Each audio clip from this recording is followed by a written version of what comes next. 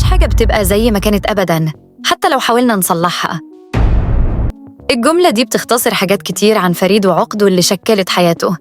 الأحداث بقت نار، أسرار جديدة بتنكشف، وخسارة صادمة بتقلب حياة الجميع تماماً.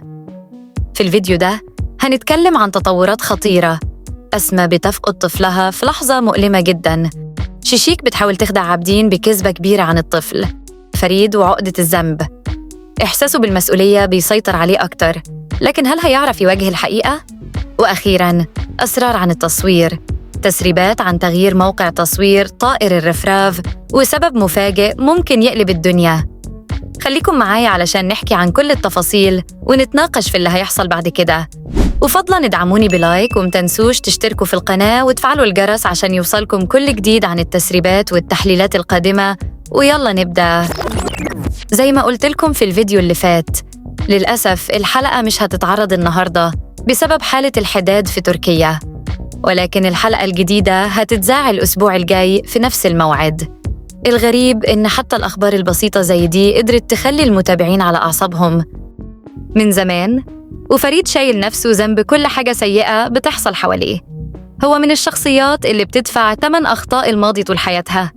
لو رجعنا لطفولته هنلاقي إنه تربى في بيئة مليانة مشاكل وتوترات، وفي كل مرة كان بيحس إنه السبب في الخراب اللي حصل. دلوقتي وهو كبير وعقدة الذنب لسه مسيطرة عليه، شفنا ده في علاقته مع سيران اللي على قد ما بيحبها مش قادر يحميها بالطريقة اللي تستحقها، وكل مرة بيحاول يدافع ويحمي العائلة بيحس إنه بيفشل.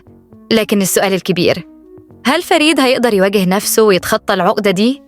وهل ده هيحصل قبل ما يخسر سيران؟ التسريبات الأخيرة بتقول إن أسماء بتتعرض لصدمة كبيرة بعد إصابة سيران وسونا وتفقد طفلها بسبب الإجهاض، وكاظم هيساندهم في المحنة دي. أما كاظم فهنا الصدمة كانت كبيرة جداً. أولاده هم نقطة ضعفه، والخبر ده هيهز كيانه تماماً، وممكن يدفعه لاتخاذ قرارات غير متوقعة أو يدخل في مواجهة مع اللي ممكن يكون سبب في اللي حصل. إما عن الحدث الأخطر، شيشيك هتستغل اللحظة اللي عابدين فيها أضعف إنسان في الدنيا. بعد فقدانه لطفله وابتعاد سونا، بدل ما تسنده أو تقف معاه بدأت تزرع شكوك في عقله. تخيلوا إنها هتحاول تقنعه إن الطفل اللي فقده مش ابنه، والموضوع مش بيقف هنا. إيشيان بتدخل على الخط. إيشان عندها نية تقرب من عابدين. المفاجأة الأكبر لما إيشيان تبدأ تستغل حزنه وتقرب منه، وده بيزود التوتر أكتر. عابدين دلوقتي واقف في نقطة فارقة بين إنه يصدق الكلام ويواجه فريد، أو يكتشف اللعبة اللي شيشيك وإيشيان بيحاولوا يدخلوا فيها. والسؤال هنا، هل عابدين هيصدق الكلام ده؟ ولو صدقوا، إزاي هيواجه فريد؟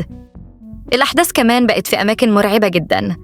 التصوير بين الغابات المهجورة، المخازن القديمة، وكمان في تسريبات منتشرة وليس مؤكدة حبيت أشاركها معاكم. في تسريبات كتير بتقول إن تصوير مسلسل طائر الرفراف هيتم توقف التصوير في قصر عائلة صبانجي. المنتج حالياً بيدور على قصر جديد لإكمال التصوير، والسبب اللي اتقال إنها كان صبانجي حبيب هاندا أرتشيل وطلب منهم الخروج من القصر للإقامة فيه. قصر عائلة كورهان ده مش مجرد مكان تصوير، لكنه جزء كبير من هوية المسلسل اللي تم التصوير فيه 3 أجزاء. المشاهدين ارتبطوا بالقصر، وغيابه ممكن يكون ليه تأثير كبير على شكل العمل. لو فعلاً هينقلوا التصوير لمكان تاني، إزاي ده هيأثر على المسلسل؟ وهل ده معناه بداية مرحلة جديدة تماماً للأحداث؟ الأحداث بقت نار، والشخصيات كل واحد فيهم محاصر بمشاكله وخطط الآخرين. في رأيكم، هل فريد هيعرف يخرج من أزمة الذنب؟ وهل عابدين هيكتشف لعبة شيشيك قبل ما تبوظ حياته؟ شاركونا توقعاتكم في الكومنتات، ولو لسه معانا لحد هنا متنسوش اللايك والاشتراك علشان تتابعوا كل جديد. شكراً لكم. سلام.